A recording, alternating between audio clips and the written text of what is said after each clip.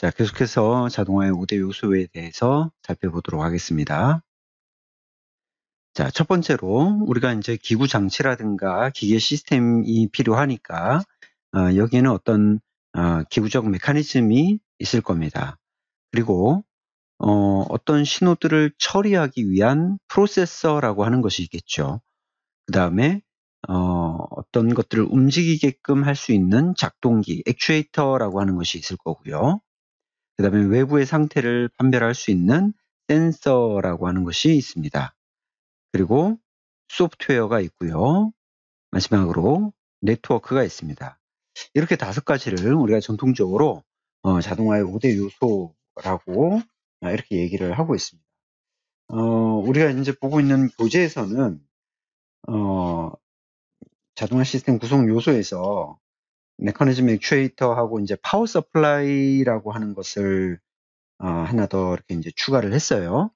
그러니까 뭐 우리가 전기를 사용할 건가, 뭐 공합이나 유압 에너지를 사용할 건가, 이제 이런 부분들에 대해서 파워 서플라이라고 하는 부분을 별도로 이제 추가를 했는데 사실 이거를 나누는 기준이 조금 이제 보는 사람마다 차이가 있습니다만은 사실 여기서 이제 설명하고 있는 프로세서, 액추에이터, 센서, 소프트웨어, 네트워크 이렇게 5가지를 우리가 자동화의 5대 요소라고 일반적으로 이제 이렇게 이야기를 합니다.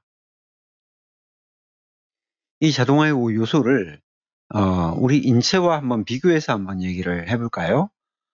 신호 처리 장치에 해당하는 것은 우리 인간으로 하자면 이제 두뇌에 해당하는 거죠. 이게 이제 자동화 장비 안에서는, 자동화 시스템 안에서는 뭐 PLC라든가 또는 뭐 PC라든가 이제 이런 것들이 실제로 그런 신호 처리 장치의 역할들을 한다고 할 수 있습니다. 그 다음에 작동기, 이제 액추에이터라고 하는 이런 부분들은 실제로 뭐 사람의 어떤 뭐 팔이든 다리든 이제 이런 근육과 관련된 이제 그런 부분들이라고 할 수 있습니다. 그래서 기계 시스템 안에서는 실린더 그리고 또 전동기, 우리가 일반적으로 모터라고 얘기하는 이제 이런 것들이 액추에이터라고 할 수 있고요. 또 센서라고 하는 것은 우리 몸에서 어떤 오감과 관련된 그런 감각기관과 같은 그런 것들입니다. 그런 역할들을 하는 겁니다. 그래서 기계 시스템 안에서는 스위치라든가 센서와 같은 것들이 이제 그런 역할들을 수행을 하겠죠. 그래서 이제 보통 이렇게 3가지만 놓고 보면 프로세서, 액추에이터, 센서 이렇게 3가지는 우리가 이제 자동화의 3대 요소로 필수적으로 필요한 부분이다라고 이렇게 이야기를 할 수 있고요. 그 다음에 이제 네트워크라고 하는 것은 어떤 통신 선로라든가 또는 방법과 관련된 것들입니다. 그래서 우리 몸으로 따지자면 마치 이제 신경과 같은 것들이죠. 그래서 어떤 부분과 어떤 부분들을 이어주는 이제 그런 부분들을 우리 네트워크라고 이야기를 하고요. 그 다음에 이제 소프트웨어는 보통 우리가 이제 일반적으로 사용하는 어떤 프로그램이라든가 소프트웨어 이제 이런 또는 뭐 로직, 알고리즘 이와 같은 것들인데 뭐 이런 것들은 우리 인체로 사람으로 따지자면 마치 뭐 가치관이라고 할까요? 뭐 이제 이런 것들을 우리가 좀 비교를 해서 이제 설명을 할 수가 있을 것 같습니다.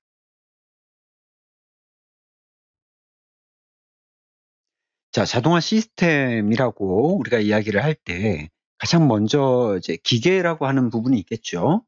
기계라고 하는 것은 제한된 공간 안에서 구속된 일을 해야 한다라고 하는 이제 그런 조건이 있습니다.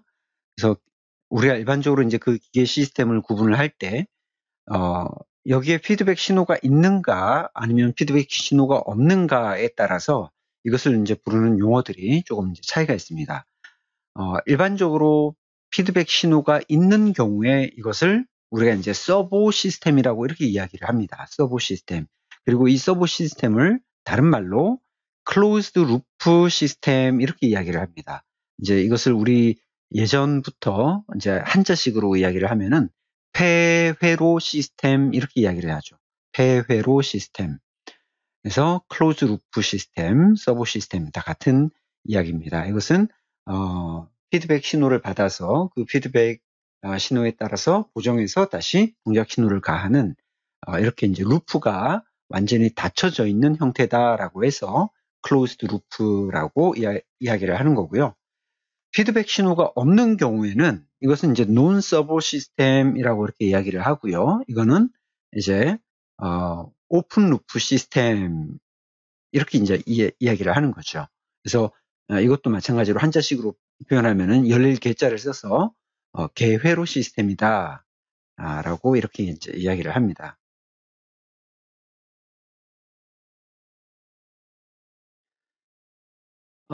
우리가 이제 앞에서 봤던 그 자동화의 5대 요소에 대해서는 다른 영상을 통해서 여러분들이 좀 상세한 부분들을 다시 한번 설명을 좀 들으시면 좋을 것 같고요. 그 영상에 대한 링크는 추후에 다시 한번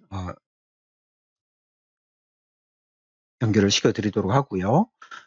이제 간단하게만 한번 얘기를 해보면 우리가 앞에서 얘기한 이제 그 우리의 어떤 근육이라든가 이제 이런 부분에 해당하는 액추에이터는 크게 이제 두 가지로 구분을 해볼 수가 있습니다. 하나는 어떻게 운동을 하느냐, 즉 운동의 방향에 따라서 나누어 볼 수가 있고요. 또 하나는 에너지의 종류에 따라서 또 나눠 볼 수가 있습니다.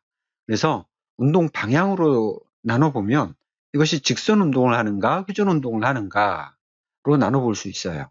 그래서 보통 직선 운동을 하는 것을 우리 이제 실린더라고 하는 이름을 사용을 합니다. 실린더.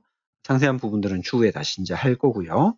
그 다음에 회전 운동을 하는 것의 대표적인 액추에이터가 바로 우리가 잘 알고 있는 모터죠. 모터.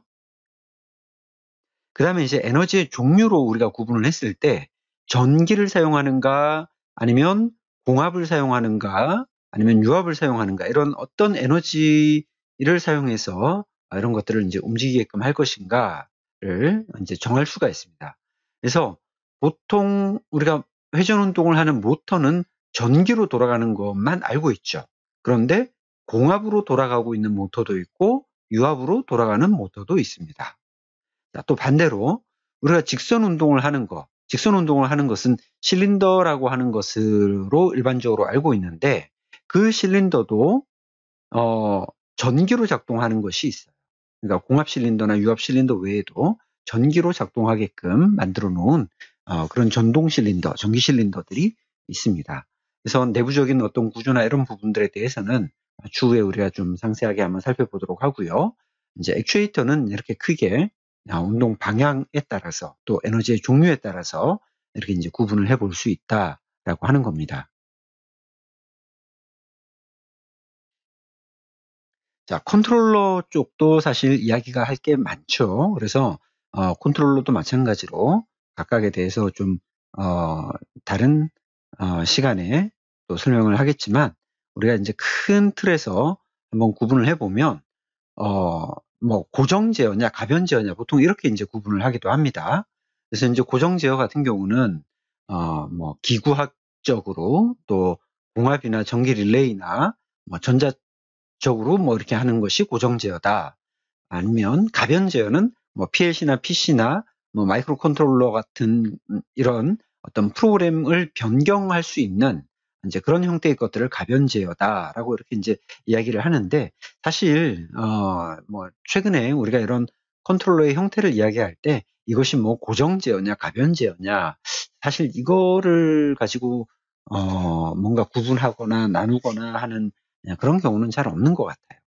이것은 그냥 우리가 학문적으로 이제 구분을 하기 위해서 이렇게 좀 구분을 해놓은 것뿐이고 사실 최근에 현대의 거의 대부분의 컨트롤러 시스템들은 마이크로 컨트롤러 기반의 그런 어떤 시스템들이 많이 있죠. 그러니까 사실 이 PLC 안에도 마이크로 컨트롤러가 들어가 있고 PC 안에도 이제 어떤 PC를 위한 마이크로 프로세서 같은 것들이 다 내장이 돼 있기 때문에 지금 현대 제어에 있어서의 제어 방식은 거의 대부분 다 이제 이런 가변 제어 방식을 따르고 있다라고 얘기를 할 수 있습니다. 자, 센서 같은 경우도 이 센서를 구분하는 방법이나 방식들은 굉장히 다양합니다.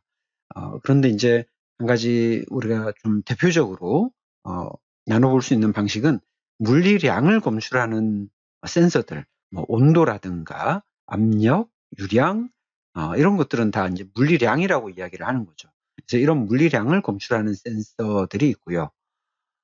또 상태를 검출하는 센서들이 있습니다. 상태라고 하는 것은 어떤 물체가 있다, 없다, 뭐 도착했다, 아직 뭐 도착 안 했다, 뭐 이제 그런 것들이죠. 그래서 이제 접촉식, 뭔가가 이렇게 물리적으로 부딪혀서 감지할 수 있는 것들이 뭐 리밋 스위치라든가 뭐 롤러 스위치와 같은 것들이 이제 접촉식 뭐 센서 또는 접촉식 스위치라고 이렇게 이야기를 하고요. 비접촉식은 뭐 고주파 발진의 어떤 원리를 이용한 그런 유도형 센서라든가 뭐 용량형 센서, 또 광전형 또는 광센서 뭐 이런 것들이 이제 비접촉식, 즉 접촉하지 않고서도 물체의 유무 또는 어떤 상태를 검출할 수 있는 그런 센서다라고 해서 이렇게 이제 구분을 하는 방법들이 있습니다. 그래서 각각의 센서에 대한 부분들도 추후에 우리가 다시 한번 살펴보도록 하겠습니다.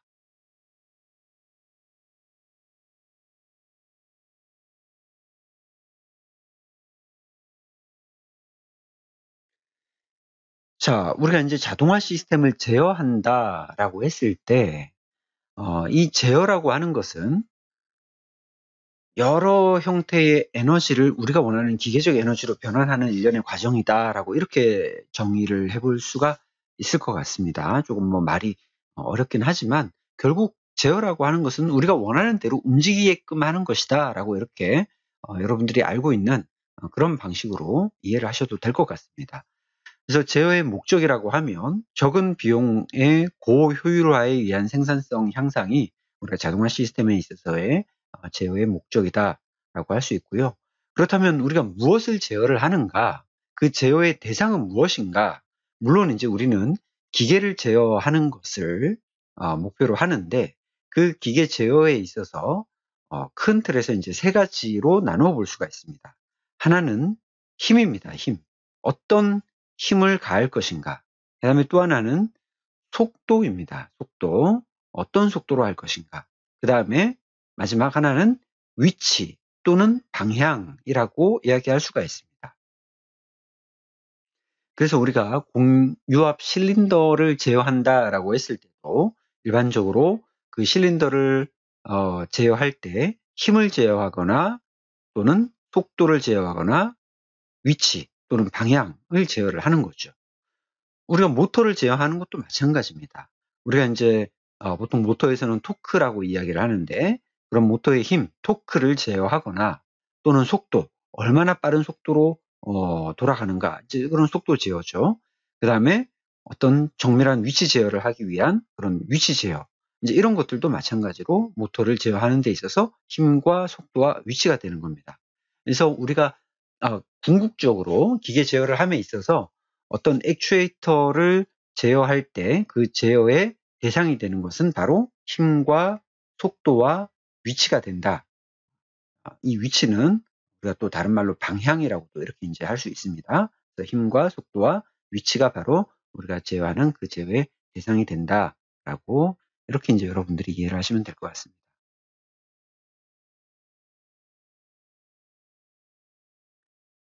자, 그렇다면 이제 이런 신호 처리의 구현 방법, 자동화 시스템을 제어함에 있어서 신호 처리의 구현 방법은 기본적으로 하드와이어 방식으로 뭐 과거부터 전통적인 방식으로 많이 해왔죠. 그래서 사실 우리가 전기 릴레이에 의한 시퀀스 제어뿐만 아니라 공압이라는 것만을 이용해서도 순수하게 이제 전기를 사용하지 않고 단순히 공압만을 이용해서 액추에이터들을 움직이고 그것을 이용해서 시퀀스 제어를 해 나갈 수도 있습니다. 그래서 이제 이런 방식으로 해 나가는 것을 우리가 이제 하드와이어에 의한 방식이라고 할 수 있는데 사실 최근에는 이런 하드와이어 방식보다는 소프트와이어 방식으로 많이 하죠. 우리가 잘 알고 있는 그 PLC라고 하는 것도 결국은 릴레이 기반의 전기 시퀀스 제어를 대체하기 위해서 개발되어진 것이 PLC이기 때문에 기존의 릴레이 제어반에서 사용하고 있던 이런 하드와이어 방식의 여러 가지 릴레이 시퀀스 제어, 그 다음에 타이머 카운터, 이와 같은 모든 것들을 이제 소프트와이어드, 즉 PLC를 이용해서 기본적인 I/O만 연결하면 그것들을 제어하는 로직은 모든 것들이 다 소프트적으로 프로그래밍이 될 수 있도록 해 나가는 그런 방식인 거죠. 그래서 이제 최근에는 거의 대부분의 이런 자동화 시스템 제어는 PLC라든가 마이크로 컨트롤러라든가 PC와 같은 것들을 이용해서 프로그램에 의한, 그러니까 코딩에 의한 그런 방식으로 제어를 한다. 즉 이제 그런 방식들은 이제 소프트와이어 방식이다라고 우리가 그렇게 이야기를 할 수가 있습니다. 자, 지금까지 우리가 자동화 설비, 또 자동화 시스템, 또 자동화 제어, 이와 같은 자동화 시스템 제어와 관련된, 자동화 설비 제어와 관련된 다양한 이야기들을 한번 쭉 개괄적인 이야기들을 해봤습니다. 여러분들이 앞에 했던 이런 내용들을 한번 잘 들어보시고, 혹시 궁금하신 사항들이 있다면 지금 이제 우리가 이렇게 비대면으로 해야 되는 상황이니까 댓글들을 좀 달아주시고 질문을 남겨주시면 제가 거기에 또 답변을 달아드리고 하도록 하겠습니다.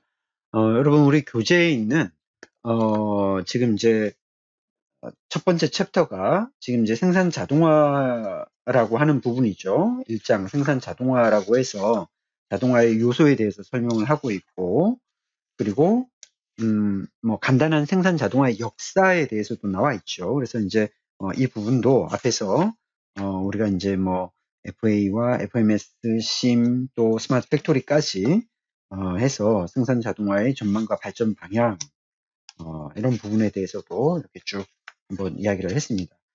여러분들이 이 교재에 있는 내용도 한번 꼭 정독해서 한번 읽어보시고 우리가 다음 시간에는 이제 2장에 있는 PLC에 대한 이야기들을 해보도록 하겠습니다.